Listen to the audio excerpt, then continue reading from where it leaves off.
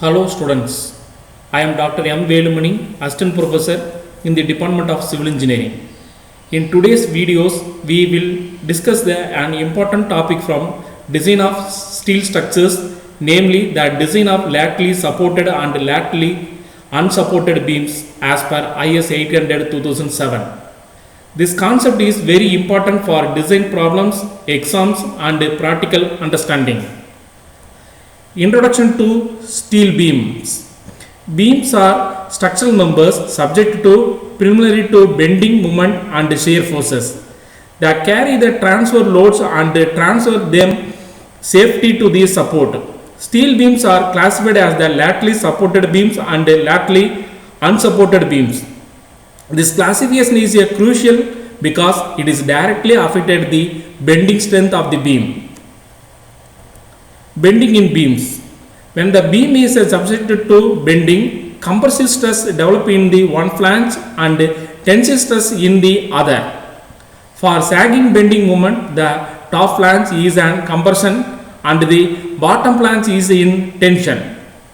The neutral axis passes through the centroid of the section. The section modulus covers the bending strength.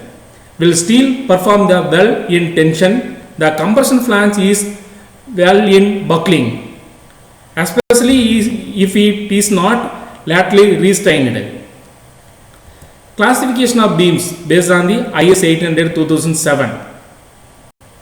As per IS 800, beam are classified as laterally supported or laterally unsupported beam on the restrained provided to the compression flange.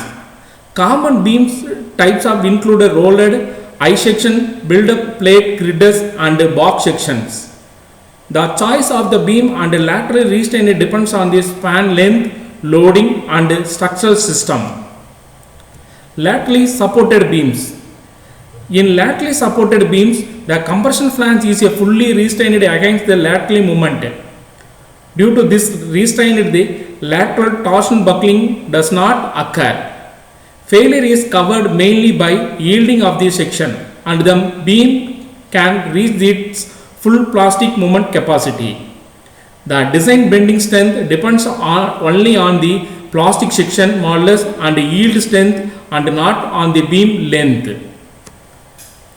Laterally unsupported beam. In laterally unsupported beams, the compression flange is free to move sideways, making the beam prone to the lateral torsional buckling.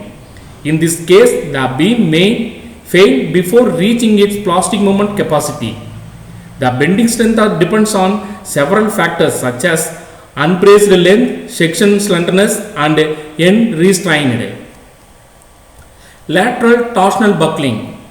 Lateral torsional buckling is a failure mode where the compression flange moves the sideway and the beam twisting the same. The tendency for these types of buckling increase the long span beam without intermediate lateral supports. The critical buckling moment depends on the effective length of the unbraced compression flange. Method to prevent the lateral torsion buckling. Lateral torsion buckling can be prevented by providing the lateral bracing at regular interval, using box or hollow section with the high torsional rigidity, reducing the unbraced length, allow the composite action with the RCC slab which restrain the compression flange. Proper detailing ensure the both safety and economy.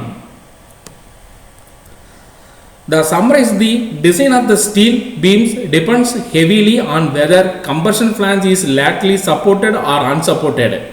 Laterally supported beams can be achieved the full plastic strength, while unsupported beam require the buckling checks. Thank you all.